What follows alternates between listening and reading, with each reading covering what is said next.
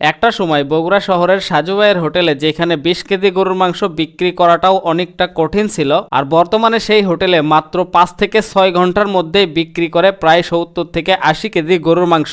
বরিশাল থেকে আসছে আমাদের মীর ভাই, তিনি বলে যে বগুড়ার মধ্যে বেস্ট কালাভুনা কোথায় পাওয়া যাবে, তো তাকে নিয়ে আমরা চলে আসলাম সাজু ভাইয়ের হোটেলে। এই হোটেলটির ঠিকানা কিন্তু সেন্ট্রাল মসজিদের পশ্চিম পাশেই। হোটেলে আসার পরপরই আপনারা কিন্তু চাইলেই খাবারগুলো খাইতে পারবেন না, টেবিল চেয়ারের জন্য আপনাদেরকে কিছুক্ষণ অপেক্ষাও করতে হবে। আগে ছিল এক বাটি সলিড মাংসর কালাভুনা মাত্র 200 টাকা, আর এখন কিন্তু 210 টাকা করা হয়েছে। আর মাথার মাংস ছিল 160 টাকা, আর সেটি কিন্তু করা হয়েছে 170 টাকা। বগুড়ার মধ্যে এই যাবত কতগুলো কালাভুনা মানে কোন কোন জায়গায় খাচ্ছেন? আকবরিয়াই খাই আর হলো তিনমাথা রেলগেট।